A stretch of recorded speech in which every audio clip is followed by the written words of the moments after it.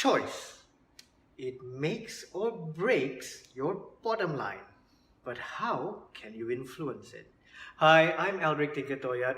Welcome to this video where I will share the 5 factors that influence choice. Choice translates to often revenue. It can be easy to launch every now and then, but to have recurring customers, it is equally not that easy.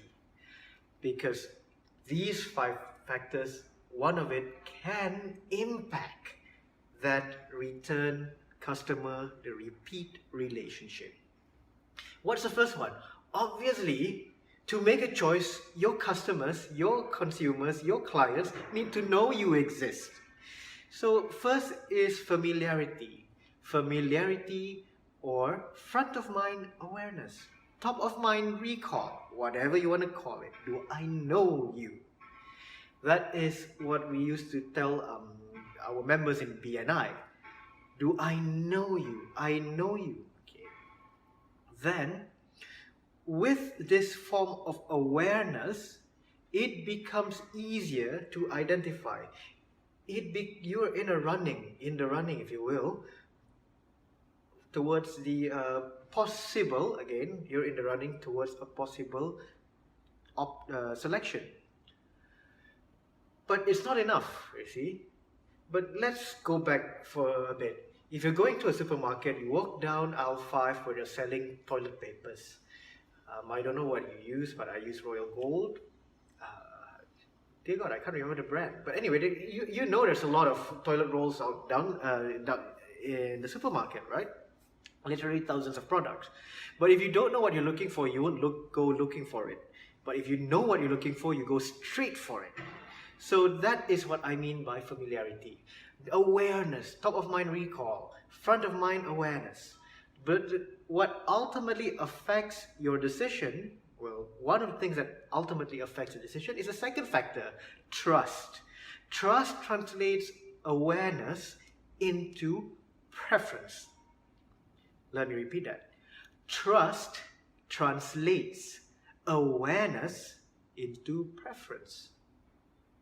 So even though you've been given an option of 5 toothpaste brands, right? Or even 5 different types of toothpaste from the same brand. Look at Colgate, come on. You have different types of products under the Colgate brand. Which one do you pick? Because you trust a certain product that will deliver the outcome, the value that you want out of it. If you're going for whitening, you don't want a 360. If you have sensitive teeth, you wouldn't want either 360 or whitening. Make sense? Right. So the third factor that would make or break would also be convenience.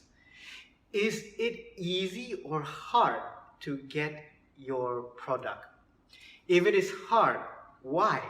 Are you trying to create a level of exclusivity? Is it part of your business strategy? But if you are mass market, if your product is mass market, you don't want to be hard. You want to be accessible. You want your distribution channels to be as accessible as possible by your consumers. Whereas if you're playing on the grounds of exclusivity, if that is your business strategy for a product, for a brand, therefore it makes sense to create a form of scarcity. Make it a bit difficult to create that impression, right? Convenience. The fourth one is motivation. Trust and motivation is interlinked. I mentioned briefly a bit why you would select a product, between Colgate and Black and White. There's a degree of trust anyway. But the motivation, why are you doing that, is of course, like I said, if you have sensitive teeth, you don't want 360, you don't want extra wide, you don't want the ones with the beads. Okay? If you are looking to solve a problem, solve an issue, that is the motivation behind choice. The fifth item, the fifth factor, is the image of the product, the service, the organization. I repeat, it's the image of the product, the service, or the organization.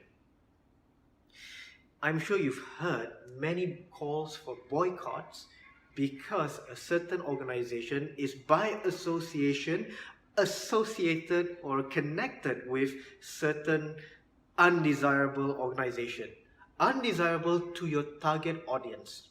Okay? So what would you do to fix that image? Would you issue a statement? Would you go out doing CSR work or corporate social responsibility? Would you do community engagement, media engagement? What's your strategy and tactic to address that issue of image? Okay, if you're trying to communicate or you're trying to sell or you're trying to market to eco-friendly, environmentally aware consumers, you don't want to go about saying that, look, the beads are non-biodegradable. You want to emphasize that the beads in your body wash is biodegradable and it will not have adverse effect to the environment in the short or long term. Right? That's the messaging that you want to deploy when it comes to the product. Your organization, you want to be seen in the field where you want to be seen in the eco-friendly, the green, eco-friendly, the environmentally friendly space. Likewise, image. When I say convenience earlier on, scarcity, making it difficult or making it convenience, right? The image. Is your product, your service associated with that image of exclusivity? When it's done by design, it can serve and help your organization. Because let's be realistic, we are organizations, individuals with finite resources. As much as we want to serve everyone in the world, we know that even if it's going to benefit everyone in the world, there is a limitation. Limitation to our capabilities and limitation to their abilities, right? I mean, let's take, for example, vitamins.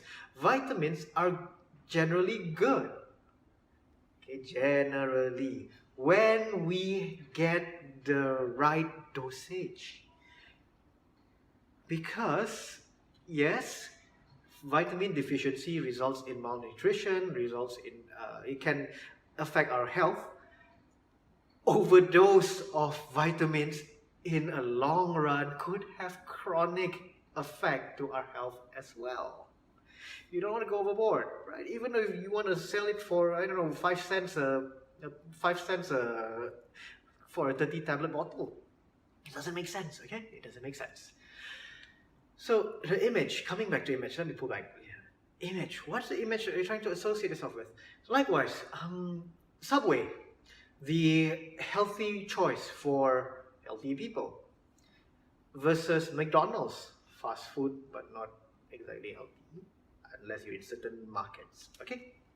Yes, I have had the privilege of tasting a very healthy McDonald's. I'm based in Malaysia. The one, at least the most common product from McDonald's would be their fries. How can anyone screw up fries? But I went to a different country. I found it was too healthy for me. When I say too healthy, read as not salty enough. Yes.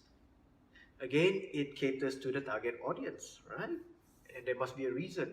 Each market, this is where the organization has to be aware, has to be alert with what the market segments want. So there is no one size fit all. That's why you see many businesses make that business decision to create one brand, have multiple products, or create completely different brands catering to different products. There is a business reasoning behind it. Now the question is, what's yours? Taking into account these 5 factors, how do you fare? First, familiarity. Second, trust. Third, convenience. Fourth, motivation. And 5th, image. Thank you very much for taking the time to watch this video. I really appreciate the gesture. I would also love to hear from you, especially if you found great value in what I've shared. Do get in touch with me on Facebook, LinkedIn, Twitter, or even Instagram, and here on YouTube. So leave a comment in the comment section down below. Please share my video. And if you're on YouTube, Remember to hit the bell button so you can get notifications when new videos are uploaded. Once again, thank you very much for your support, encouragement, and feedback. Bye.